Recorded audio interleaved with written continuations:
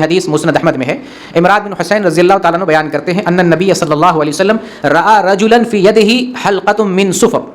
نبی کریم صلی اللہ علیہ وسلم نے ایک آدمی کو دیکھا، اس کے ہاتھ میں پیتل کا کڑا تھا، ایک آدمی کو اپنے ہاتھ میں پیتل کا کڑا پہنے ہوئے دیکھا، تو آپ صلی اللہ علیہ وسلم نے اس سے پوچھا، آپ نے کیا پوچھا؟ ما ھذہ،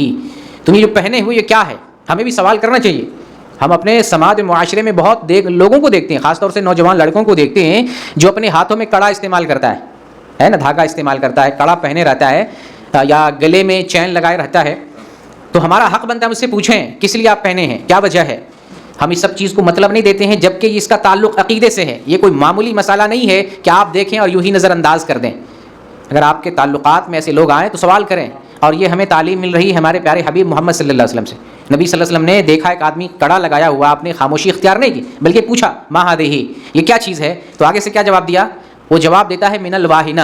یہ واہنہ کی وجہ سے مجھے ایک بیماری لگی، ایک مرض لگا ہوا ہے جس کی وجہ سے میں یہ کڑا، پیتل کا یہ کڑا استعمال کیا ہوں۔ واہنہ کہتے ایک بیماری ہے، ریاحی درد ہے، یعنی اعصابی ایک درد ہے جو بازو میں اور جسم کے دیگر حصوں میں درد اٹھتا ہے، اور اس درد کی وجہ سے جسم میں کمزوری محسوس ہوتی ہے، تو اس کمزوری کی وجہ سے اس بندے نے جو ہے پیتل کا کڑا استعمال کیا ہوا تھا۔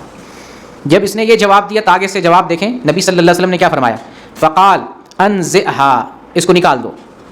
آپ نے سن لیا معاملہ کیا ہے، معاملے کا تعلق عقیدے سے تھا، توکل کے باب سے ہے، اور اعتماد و تقوی، توکل کس پر کرنا ہے؟ اللہ رب العالمین پر توکل کرنا ہے، تو عقیدے سے مسئلہ جڑ رہا تھا۔ توکل کرنا عبادت ہے، اللہ کے علاوہ کسی اور پہ ہم توکل کر ہی نہیں سکتے ہیں، توکل عبادت میں سے ہے، اور عبادت کا سارا کام اللہ کے لیے۔ توحید کے باب میں آپ نے پڑھا ہے نا، توحید الوہیت کیا ہے؟ عبادت کے جتنے کام ہیں سب اللہ کے لیے، تو عبادت کا جو بھی مسئلہ ہے، پکار، دعا، نظر، قربانی، اور اسی طریقے سے یہ توکل، امید، رحمت کی امید، ڈر، خوف، محبت، یہ سب عبادت کے قبیل سے ہیں، تو ان ساری چیزوں کو اللہ کے لیے خاص کریں گے۔ توکل بھی عبادت کے باب میں سے ہے، اس لیے توکل کا بھی معاملہ اللہ کے ساتھ خاص ہے۔ تو آپ نے کیا فرمایا اس سے؟ اس کو نکال دو۔ آپ صلی اللہ علیہ وسلم نے نکالنے کا حکم دیا، اور آگے کیا فرماتے ہیں؟ فَإِنَّهَا لَا تَزِيدُكَ إِلَّا وَهْنًا، یہ جو پہنے ہوئے ہو اس سے تمہاری بیماری تو نہیں ٹھیک ہوگی لیکن بیماری میں اضافہ ضرور ہوگا۔ اس لیے ہم خاص طور سے بدعتیوں کو کہتے ہیں، تم جو بدعت کرتے ہو، چاہے جشن عید میلاد النبی ہے یا شب معراج کی بدعت ہے، حلوہ والی بدعت ہو، بریانی والی، یا اور کوئی بدعت ہو، کرو شوق سے کرو، تمہیں ثواب تو نہیں ملے گا لیکن گناہ ضرور ملے گا۔ یہ بھی وہی معاملہ ہے، یہ جو کڑا پہنے ہو، رسول اللہ صلی اللہ علیہ وسلم نے فرمایا کہ تمہارا علاج تو نہیں ہوگا، تمہیں فائدہ تو نہیں ہوگا، لیکن تمہاری کمزوری میں ضرور، جس کمزوری کا اعتقاد رکھ کے پہنے ہوئے ہو اس کمزوری میں مزید اضافہ ہوگا، لہذا تم نکال ہی دو، اس کو فوراً نکال دو۔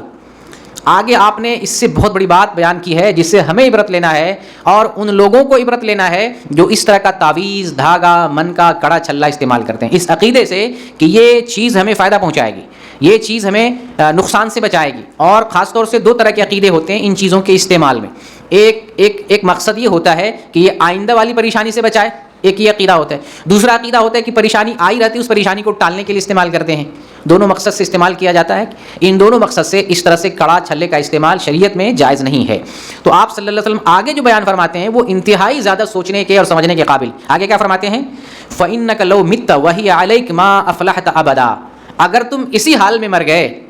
اس حال میں کہ تمہارے ہاتھ میں کڑا ہے، تم نے بیماری سے حفاظت کے لیے پہنا ہوا ہے، اسی حال میں تمہاری وفات ہو گئی، تو آپ فرماتے ہیں ما افلحت ابدا، تم کبھی بھی کامیاب نہیں ہوگے۔ ایک صحابی ہیں، یہ نبی صلی اللہ علیہ وسلم جن کو کہہ رہے ہیں یہ تو مسلمان ہے، کسی کافر سے مخاطب نہیں ہے، صحابی سے، صحابی کا ایمان چھوٹی کا، ان کا ایمان، عمل صالح، ان کی عبادت، ریاضت، زہد، تقوی بے مثال ہے، ہم لوگوں سے لاکھوں کروڑوں گنا بہتر ہیں۔ آپ صلی اللہ علیہ وسلم ان کو کہہ رہے ہیں مخاطب ہو کر کہ اگر تم اس حال میں وفات پا گئے تو تم کامیاب کبھی نہیں ہوگے، ابدا کبھی کامیاب نہیں ہوگے۔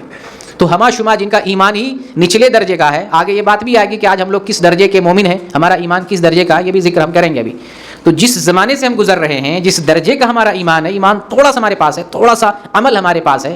اگر ہم شرک کی حالت میں وفات پا جاتے ہیں تو ہمارا تو بیڑا غرق ہے، بیڑا غرق ہمارا ہو جائے گا۔ لہٰذا اس حدیث سے ہمیں نصیحت مل رہی ہے کہ کسی بھی مسلمان کو اپنے ہاتھ میں کڑا چھلا حفاظت کے طور پر یا مصیبت سے بچنے کے لیے یا مصیبت کو ٹالنے کے لیے استعمال نہیں کرنا چاہیے۔ اور اگر ہم کسی کو دیکھتے ہیں اپنے رشتہ داروں میں، اپنے قبیلے میں، اپنے جو ہے ساتھیوں میں، اپنی بستیوں میں، یا جہاں تعلقات ہمارے ان لوگوں میں اگر دیکھتے ہیں، تو ہمارے پاس یہ ہمت اور قدرت ہونی چاہیے کہ رسول اللہ صلی اللہ علیہ وسلم کی یہ حق بات اس تک پہنچائیں۔ کم از کم توڑ نہیں سکتے ہیں تو کہہ تو سکتے ہیں کہ بھائی نکال دو، یہ غلط ہے، یہ شرک ہے، تمہیں گناہ ملے گا، اس سے فائدہ تو نہیں پہنچے گا لیکن تمہیں نقصان ضرور ہوگا، گھاٹا تمہارا ضرور ہوگا، اس حال میں اگر مر گئے تو تمہیں کامیابی نہیں ملے گی، کم از کم ایمان کا یہ درجہ، یہ فریضہ ہمیں ادا کرنا چاہیے۔